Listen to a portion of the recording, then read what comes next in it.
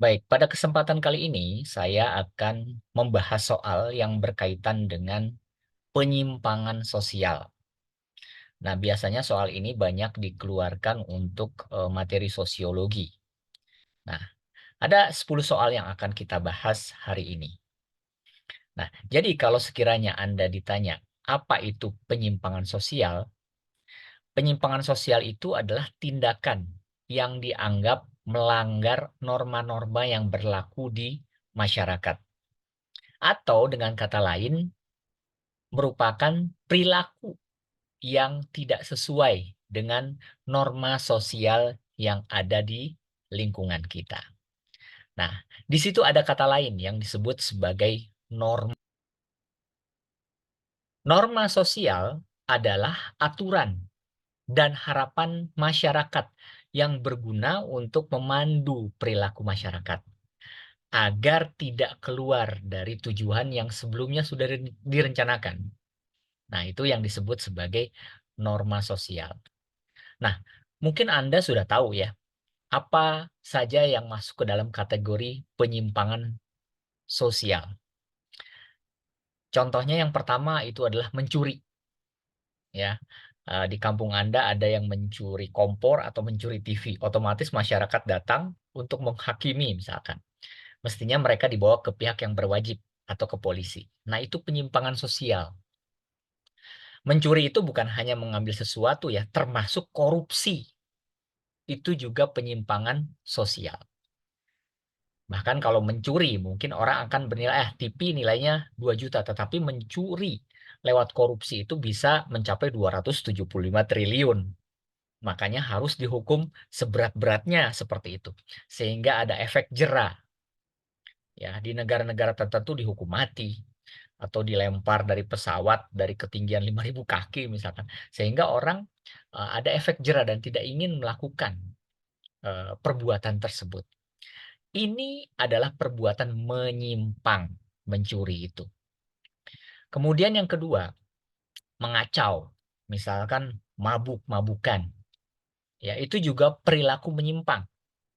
Ya, pada saat orang mabuk, dia tidak sadar. Pada saat tidak sadar, otomatis mengganggu ketertiban umum.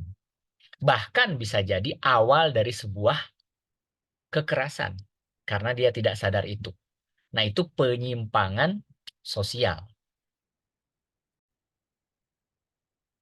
Kita mulai dari membahas soal terkait dengan penyimpangan sosial. Nah, kita mulai dari soal nomor 1. Oke. Nah, di sini ada pertanyaan seperti ini. Perilaku yang tidak sesuai dengan nilai dan norma dinamakan A. Konsensus, B. Sosialisasi, C. Konformitas, D. Pengendalian sosial, E. Perilaku menyimpang. Nah, tadi sudah saya jelaskan. Berarti perilaku yang tidak sesuai dengan nilai dan norma yang disepakati dalam masyarakat itu adalah E. Perilaku menyimpang. Jawabannya adalah E. Kemudian kita lanjutkan soal yang kedua. Ya, jadi yang pertama tadi jawabannya E, perilaku menyimpang. Soal kedua, perilaku menyimpang adalah semua tindakan yang tidak sesuai dengan norma yang berlaku dalam suatu sistem sosial. Nah, hal ini didefinisikan oleh A. Pitirim Asorikin, B. William Fogburn, C. Robert M.Z. Lawang, D. J.A.A. Van Dorn dan C.J. Lamars, E. Selo Sumarjan. Kira-kira jawabannya apa? Baik, Anda perlu ingat-ingat ya. Itu pernyataan dari Robert M.Z. Lawang. Ya, jadi jawabannya itu adalah C. Nah, menurut Robert M.Z. Lawang, dia mengatakan begini. Penyimpangan berarti tindakan yang menyimpang dari norma yang berlaku dalam suatu sistem sosial dan menimbulkan usaha dari pihak berwenang yang ada di daerah tersebut untuk memperbaiki perilaku menyimpang tersebut. Menurut beliau, itulah yang disebut sebagai abnormal atau perilaku yang tidak normal tadi. Ya, jadi jawabannya C. Nah, kita lanjutkan terkait dengan penyimpangan tersebut. Contohnya adalah masyarakat yang mengkonsumsi narkoba. Jadi mengkonsumsi narkoba itu adalah perilaku abnormal atau perilaku menyimpang. Saya dulu waktu kecil berada di kawasan Jakarta Pusat. Lingkungan sekitar saya itu banyak yang kena narkoba. Ada yang putau, kemudian ada yang heroin dan lain sebagainya. Tapi alhamdulillah saya disibukkan dengan kegiatan keagamaan waktu itu.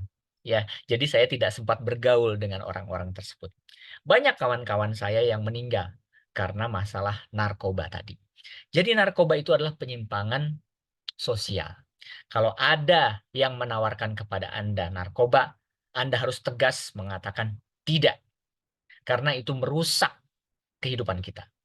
Biasanya sayang gitu ya, mati di usia muda. Ya mestinya kan kita sekolah, berkeluarga, kemudian membina keluarga. Nah, otomatis ini akan menghancurkan keluarga. Bukan hanya menghancurkan hati keluarga, tetapi juga menghancurkan ekonomi keluarga. Orang narkoba di Indonesia dimasukin ke penjara, ya. Otomatis itu harus ditanggung oleh pihak keluarga. Atau mungkin ditangkap, ditebus. Itu juga menjadi tanggungan keluarga. Kebanyakan keluarga mengeluarkan ratusan juta hanya untuk mengopeni orang yang terkena narkoba ini. Jadi narkoba itu adalah penyimpangan sosial dan perilaku abnormal. Pada saat ada kawan Anda yang menggunakan narkoba, jauhi, jauhi, jauhi. Ingat, di Hong Kong itu ada sekitar 150.000 orang, ya, orang Indonesia. Kalau Anda kehilangan satu teman, jangan takut. Anda masih punya 149.000 orang lagi teman. Gitu. Jadi jangan takut kehilangan teman yang suka ngajak-ngajak Anda narkoba. Ya, ingat itu. Ya, karena itu akan merusak hidup kita. Baik finansial, tatanan hidup, kesehatan. Dan kita juga akan lebih mudah untuk sakit dan lebih mudah atau lebih cepat untuk meninggalnya begitu. Ini terkait dengan penyimpangan sosial.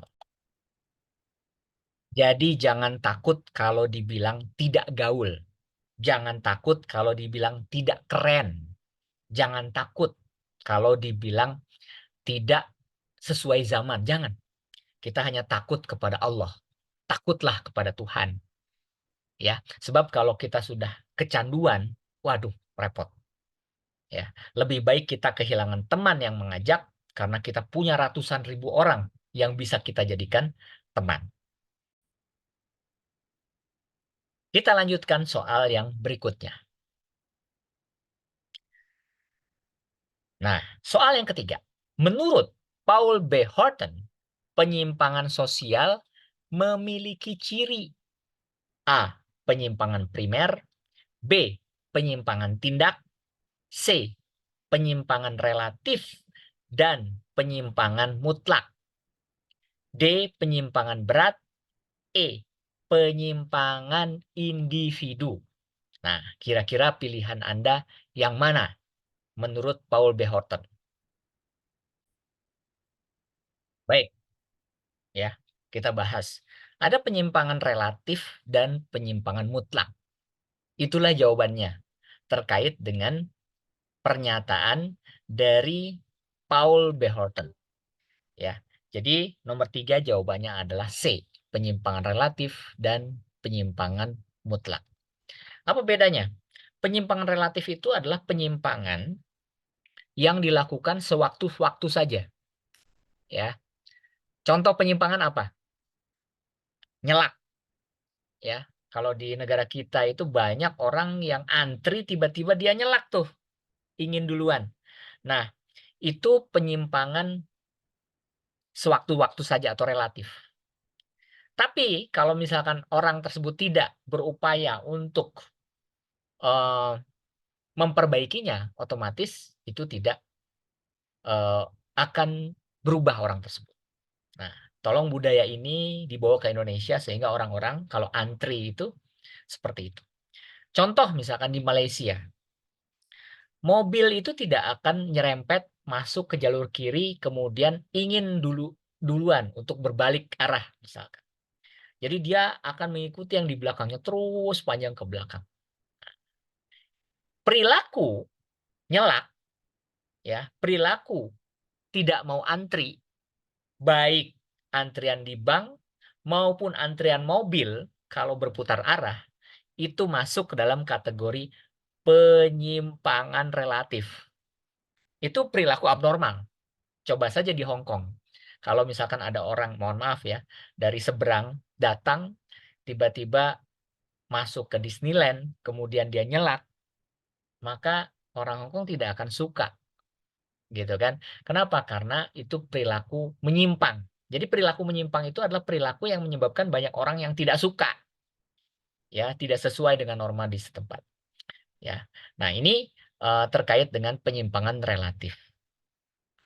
Kemudian, ada yang disebut sebagai penyimpangan.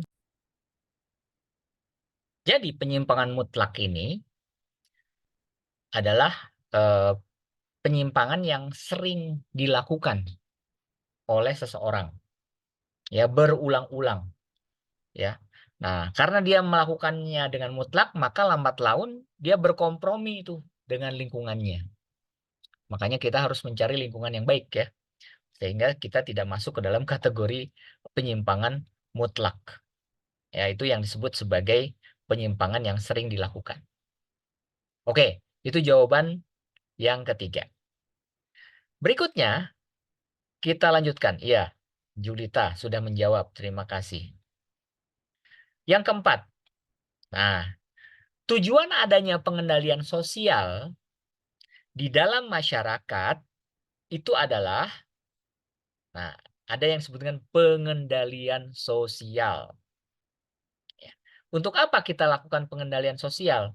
Ya, A, untuk menjaga ketertiban sosial. B, nilai dan norma. C, pertumbuhan masyarakat kota.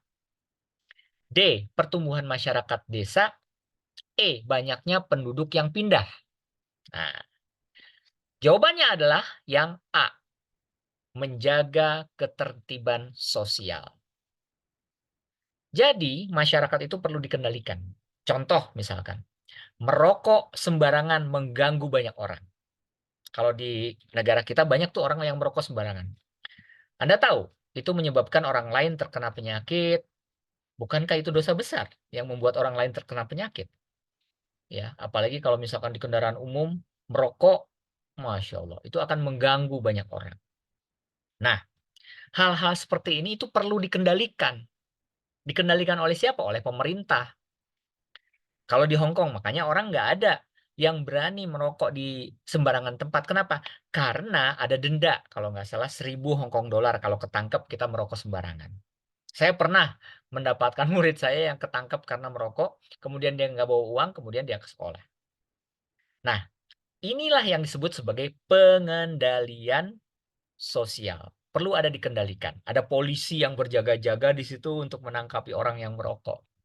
Ya. Di Singapura, membuang sampah sembarangan itu kena denda. Orang akan mikir tuh kalau sekiranya ada denda. Nah, di negara kita juga banyak. Membuang sampah ke sungai itu perbuatan yang abnormal. Ya, membuang sampah ke selokan itu juga perbuatan yang abnormal. Itu masuk ke dalam penyimpangan. Makanya perlu ada pengendalian sosial. Ya, kalau di Beijing, China, orang nggak bisa sembarangan nyolong. Kenapa? Di mana-mana ada kamera. Kalau misalkan kita mencuri sesuatu, siap-siap aja. Besok atau lusa, rumah kita didatengin polisi, kemudian kita ditangkap. Kenapa? Karena mudah untuk mendeteksi. Kalau ke Beijing tuh. Makanya saya lihat waktu ke Beijing, tidak ada polisi yang keliaran di situ. Kenapa? Di mana-mana ada kamera. Nah, kamera yang ditempatkan oleh pemerintah di situ, itulah bentuk pengendalian sosial. Ya. Orang-orang tertentu kayak misalkan di Filipina, narkoba, ditembak mati, dihukum mati. Banyak yang meninggal gara-gara itu. Akibatnya apa? Akibatnya orang jadi jera tidak menggunakan narkoba atau mengedarkan narkoba. Nah, hukuman semacam itu, itulah yang disebut sebagai pengendalian sosial. Atau di Cina misalkan koruptor, ditembak mati di depan publik. Wah, sehingga tidak ada orang yang berani-beraninya untuk mengutip uang negara. Karena itu menyengsarakan rakyat. Anda bayangkan 275 triliun. Kalau dipakai makan oleh rakyat Indonesia, itu berapa ribu, berapa juta orang yang bisa terpenuhi. Baik fasilitas kesehatan, dan lain sebagainya. Perlu adanya pengendalian sosial. Sehingga mereka takut mikir-mikir kalau, waduh, hilang ini nyawa saya. Kalau sekiranya ada orang yang berusaha untuk korupsi ya di negara kita.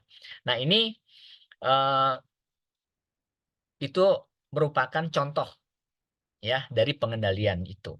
Nah, oleh sebab itu kita harus sama-sama menjaga tuh ya. Jadi kalau misalkan Anda sebagai seorang RT, Anda punya kewajiban untuk menjaga warganya, jangan buang sampah sembarangan. Ya, buang sampahlah pada tempatnya. Tidak boleh buang sampah di selokan ataupun di mana lagi? Di sungai. Oke. Ada yang bertanya ini, Pak, apa itu yang disebut sebagai penyimpangan primer? Nah, pertanyaannya menarik. Jadi penyimpangan primer itu adalah sebenarnya penyimpangan yang masih bisa diterima di masyarakat karena hidupnya tidak didominasi oleh perilaku menyimpang tersebut. Itu namanya penyimpangan primer. Dia masih bisa diterima. Ehm, Contoh misalkan siswa yang terlambat, ya, kemudian ya nggak setiap hari mungkin dia terlambat, ya, mungkin boleh saja dia masuk ke sekolah tetapi dihukum, ya. Kadang-kadang di lampu merah kita nyerobot, ya, Anda pakai motor atau pakai mobil kita nyerobot. Nah, itu penyimpangan primer, ya, atau mungkin orang terlambat membayar pajak, ya. Contoh penyimpangan primer lain apa? Siswa membolos sekolah tanpa diketahui guru. Nah, jadi seperti itu. Nah, intinya sih gini, menerobos lampu merah, kemudian terlambat, kemudian apalagi tadi, membolos itu adalah bentuk penyimpangan sosial. Jadi kita harus menghindari itu. Oke, kita lanjutkan soal berikutnya. Ya, jadi eh, pengendalian sosial untuk menjaga ketertiban ya. Jawabannya itu adalah yang A. Oke. Kita lanjutkan soal berikutnya. Nah, di bawah ini yang termasuk masalah sosial itu adalah A. Pendidikan, B. Pengangguran, C. Politik, D. Ekonomi, E. Budaya. Nah, yang masuk ke dalam kategori masalah sosial itu adalah pengangguran. Ya, contoh, karena kesempatan kerja di negara kita ini kurang, maka kita otomatis Anda ke luar negeri gitu untuk mencari kehidupan yang lebih baik sehingga ekonomi Anda lebih baik. Nah, itu terkait dengan pengangguran. Nah, jadi kesempatan atau peluang bekerja itu tentunya akan mensejahterakan masyarakat. Ya, negara akan aman kalau penduduknya tidak lapar, ya. Nah, terkait dengan pengangguran, mungkin ada yang ingin tahu berapa tingkat pengangguran Republik Indonesia di tahun 2023. Itu mencapai 7,86 juta orang ya per Agustus 2023. Nah, jumlah pengangguran ini cukup besar karena biasanya semakin banyak orang yang menganggur, semakin banyak potensi kejahatan ya, semakin banyak potensi kejahatan. Nah, otomatis negara itu wajib untuk memperkecil jumlah pengangguran di daerahnya. Baik, kita lanjutkan soal berikutnya yang ke-6. Nah, salah satu masalah kependudukan adalah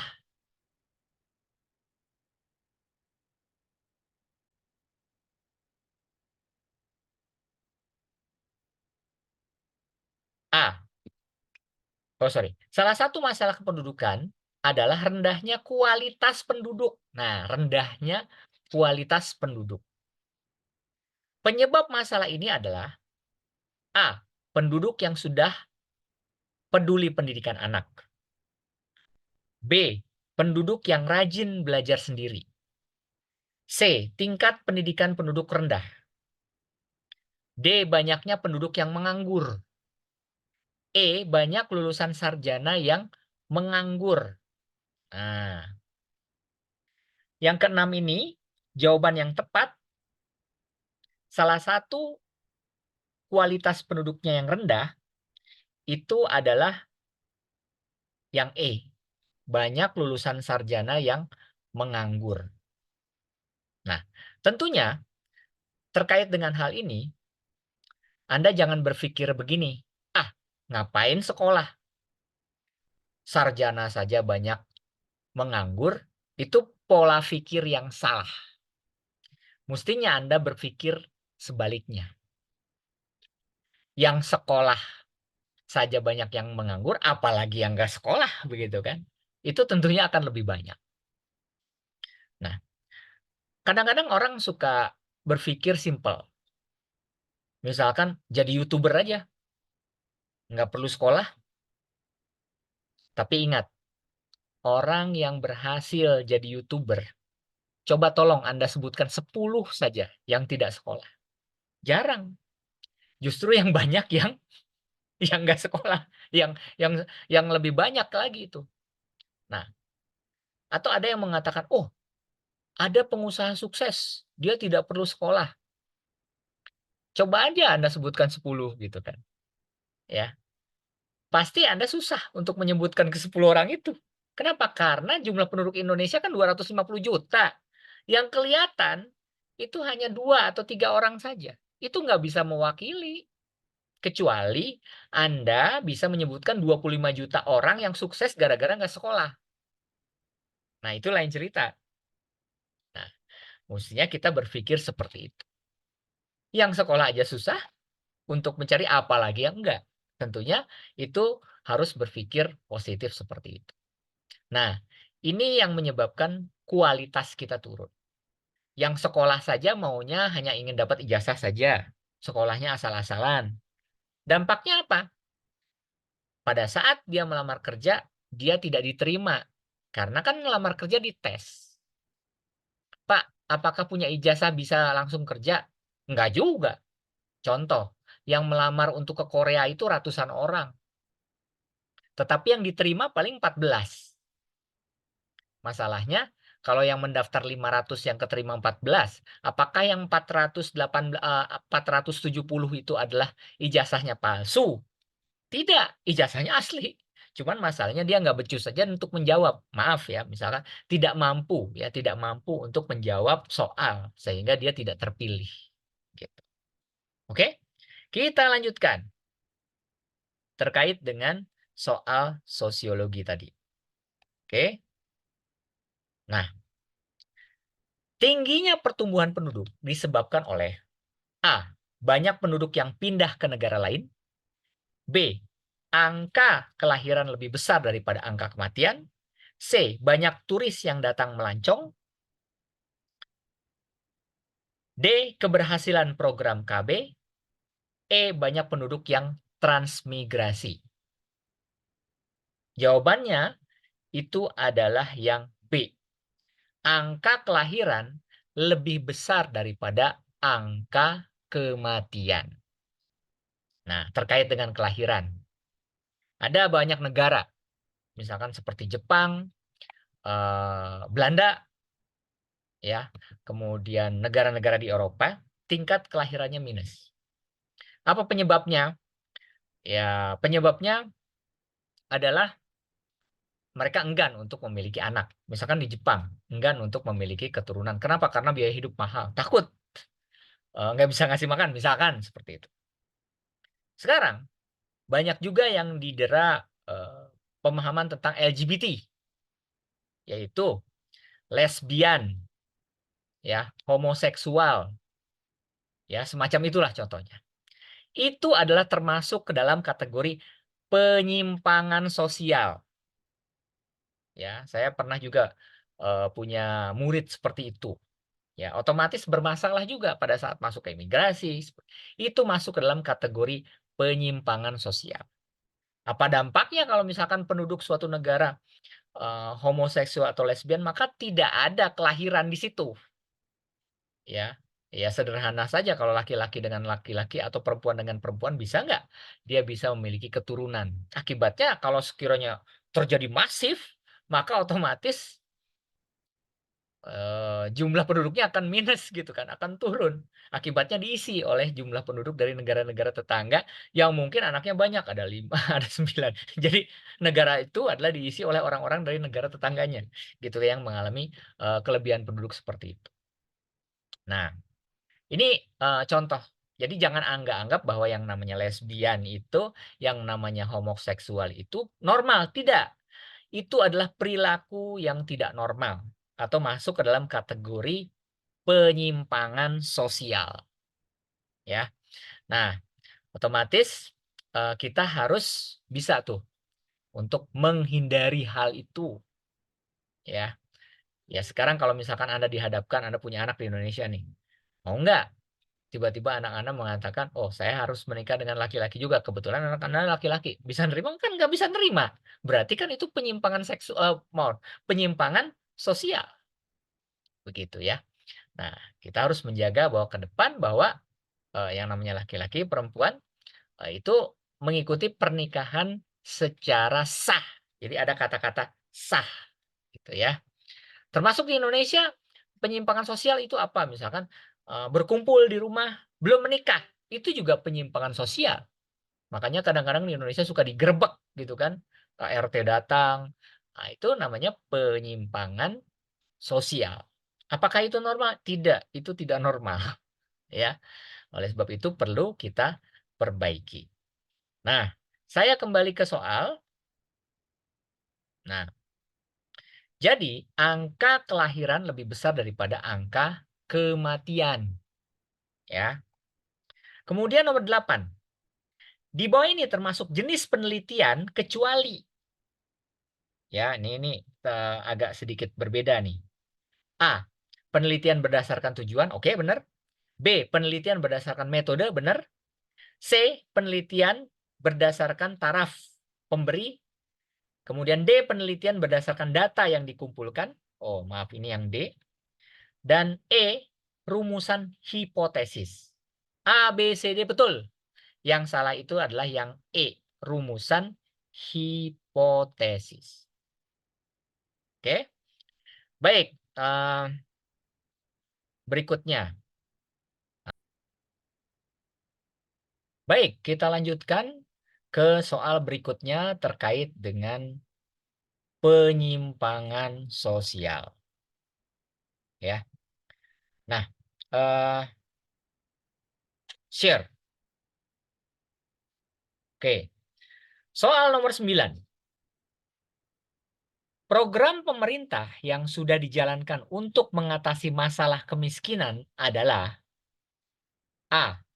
Pertentangan kelas, B. Pertumbuhan kota-kota, C. Program bantuan langsung tunai atau BLT, D. Urbanisasi, E. Pengangguran.